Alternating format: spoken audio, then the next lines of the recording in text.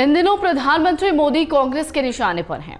कांग्रेस को सब्र नहीं और पीएम ने कब्र का जिक्र कर दिया। कल की बात है जब पीएम मोदी पर गलत बयानबाजी करने के चक्कर में पवन खेड़ा को जेल जाना पड़ा। कांग्रेस प्रवक्ता पवन खेड़ा के प्रधानमंत्री नरेंद्र मोदी के पिता को लेकर की गई आपत्तिजनक टिप्पणी के बाद बीजेपी भड़क गई। दरअसल पवन खेड़ा ने पीएम मोदी का पूरा नाम बोलते हुए उनके पिता का नाम गलत बोल दिया। उसके बाद माफी भी मांगी, गलती सुधार ली, लेकिन बाद में फिर से गलत नाम लिया और तंज कस दिया। उन्होंने बीजेपी से पूछा कि आखिर जेपीसी की मांग से क्यों डरती है बीजेपी। वो जाने हमारा क्या मतलब। हम स्पष्ट बात कर रहे हैं जेपीसी। हम कह रहे हैं संसद में आप चर्चा से क्यों भागते हो। हम कह रहे हैं जेपीसी की मांग से आप क्यों डरते हो। जब नरसिम्हा राव जी जेपीसी बना सकते थे, जब अटल बिहारी वाजपेयी जी जेपीसी बैठा सकते थे, तो नरेंद्र दामोदर दास मोदी को क्या प्रॉब्लम। गौतम दास है दामोदर सॉरी, नाम भले दामोदर दास है, काम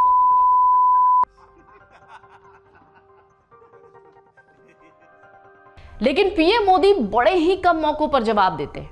हर बार नहीं बोलते, लेकिन जब बोलते हैं तो मौका भी देखते हैं और दस्तूर भी। जगह शिलांग, हजारों की तादाद में लोग, चुनावी सभा और वहां पर प्रधानमंत्री मोदी, जिन्होंने विपक्ष पर निशाना साधते हुए कहा कि वो कहते हैं कि मोदी तेरी कब्र खुदेगी और देश कह रहा है मोदी तेरा कमल खिलेगा। मोदी तेरी कब्र खुदेगी। ये निराशा के गर्त में डूबे लोग ये कह रहे हैं, माला जपते जपते कह रहे हैं मोदी तेरी कब्र खुदेगी। लेकिन देश कह रहा है, हिंदुस्तान के आवाज कह रही है, हिंदुस्तान का हर कोना कह रहा है मोदी तेरा कमल खिलेगा, मोदी तेरा कमल खिलेगा। पीएम मोदी ने इस दौरान कांग्रेस और विपक्षी दलों पर हमला करते हुए कहा कि देश से परिवारवाद जाना चाहिए। पीएम मोदी ने इस दौरान कहा कि मेघालय की जनता बीजेपी के साथ है। पहले मेघालय को नजरअंदाज किया, मेघालय और नॉर्थ ईस्ट का भाग्य बदल रहा है। परिवारवाद पर तंज कसा पीएम मोदी ने, कह दिया मेघालय फैमिली फर्स्ट नहीं पीपल फर्स्ट चाहता है। मेघालय और नागालैंड दोनों राज्यों की जनता बीजेपी का समर्थन कर रही है। मेघालय में कमल खिलता दिख रहा है। मेघालय बीजेपी सरकार मांग रहा है। मोदी ने आखिरकार क्यों कब्र खुदेगी का जिक्र किया और कब्र खुदेगी पर कांग्रेस पर अटैक किया। दरअसल कांग्रेस के नेता पवन खेड़ा ने पीएम मोदी पर विवादित बयान दिया। गुरुवार को रायपुर जाने से पहले दिल्ली एयरपोर्ट पर पुलिस ने उन्हें रोका। इस दौरान सुप्रिया श्रीनेट समेत कांग्रेस के कई नेता विरोध प्रदर्शन और नारेबाजी कर रहे थे। इसी नारेबाजी के बीच एक आवाज सुनाई दी, वो थी मोदी तेरी कब्र खुदेगी।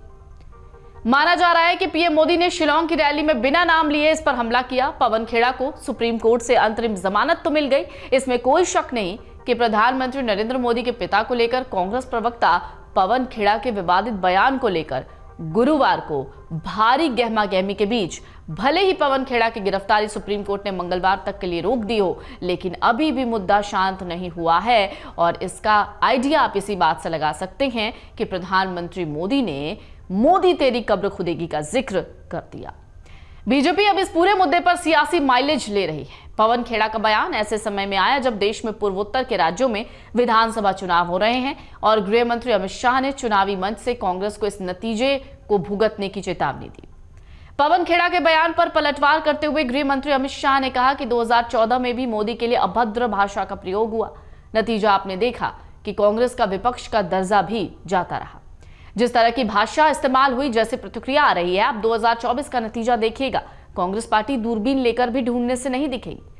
गुजरात चुनाव में प्रधानमंत्री नरेंद्र मोदी ने लगभग हर मंच से कांग्रेस नेताओं के मौत का सौदागर, नीच आदमी, नाली का कीड़ा जैसे बयानों को मुद्दा बनाया। गुजरात में बीजेपी की प्रचंड जीत इस बात की ओर साफ इशारा करती है कि मोदी के अपमान का हमेशा बीजेपी को फायदा हुआ है। ध्यान देने वाली बात, कांग्रेस के नेता आए दिन प्रधानमंत्री के खिलाफ आपत्तिजनक टिप्पणी करते हैं। अब बात करते हैं कि प्रधानमंत्री मोदी के खिलाफ आखिर कांग्रेस के नेता अपशब्द क्यों बोलते हैं।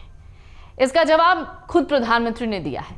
जनसभाओं में उन्होंने अक्सर कहा कि करोड़ों की हेराफेरी करने वाले जमानत पर हैं, इसलिए उनका गुस्सा मोदी पर रहता है। और वो मोदी को दिन रात अपशब्द कहते रहते हैं। बात मेघालय नागालैंड की भी कर लेते हैं। तो मेघालय और नागालैंड में 60 विधानसभा सीटों के लिए 27 फरवरी को चुनाव है। मेघालय में चुनाव से पहले शुक्रवार का प्रचार मोदी की ये पहली और आखिरी रैली थी। त्रिपुरा समेत पूर्वोत्तर के तीनों राज्यों में नतीजे 2 मार्च को आएंगे। 2 दिन पहले मेघालय सरकार ने तुरा में सुरक्षा का हवाला देते हुए पीएम मोदी की चुनावी रैली को परमिशन नहीं दी। ये रैली पीए संगमा स्पोर्ट्स कॉम्प्लेक्स में होने वाली थी। वेस्ट गारो हिल्स जिले में होने वाली रैली को परमिशन न मिलने पर बीजेपी ने मेघालय सरकार पर निशाना साधा।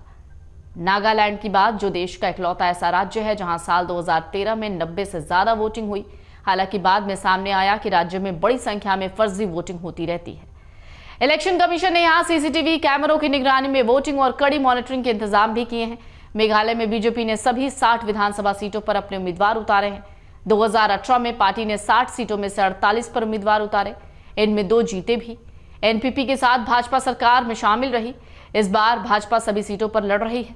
उसकी रणनीति प्रत्येक वोटर के साथ जुड़ने की है, क्योंकि वोटर उम्मीदवार के साथ संपर्क चाहता है। मेघालय में 2018 में 59 सीटों पर चुनाव हुए थे। कांग्रेस ने सबसे ज्यादा 21 सीटें जीती थी। बीजेपी को महज 2 सीटें मिल सकी। नेशनल पीपुल्स पार्टी को 19 सीटें मिली थी। इसने पीडीएफ और एचएसपीडीपी के साथ मिलकर सरकार बनाई। इन्होंने मेघालय डेमोक्रेटिक अलायंस यानी एमडीए बनाया। यहां पिछले 3 महीनों से पार्टियां चुनावी मोड में हैं। कांग्रेस ने 40 और एनपीपी ने 58 उम्मीदवारों की लिस्ट पहले ही जारी कर दी। नागालैंड और मेघालय दोनों ही राज्य ईसाई बहुल है। मेघालय की आबादी में 75% ईसाई हैं, जबकि नागालैंड में करीब 88% आबादी ईसाई धर्म को मानती है। क्षेत्रीय पार्टियां और कांग्रेस इन राज्यों में अपने पुराने तरीकों से वोटरों को साधने में जुटी हैं। वही बीजेपी की रणनीति इन राज्यों के लिए देश के अलग राज्यों से बहुत अलग है। डाउनलोड करें अमर उजाला ऐप और पाएं खबरें लगातार। अगर आप ये वीडियो YouTube पर देख रहे हैं तो हमारे चैनल को सब्सक्राइब करें और बेल आइकन को दबाना ना भूलें। अगर आप Facebook पर ये वीडियो देख रहे हैं तो हमारे पेज को लाइक करें।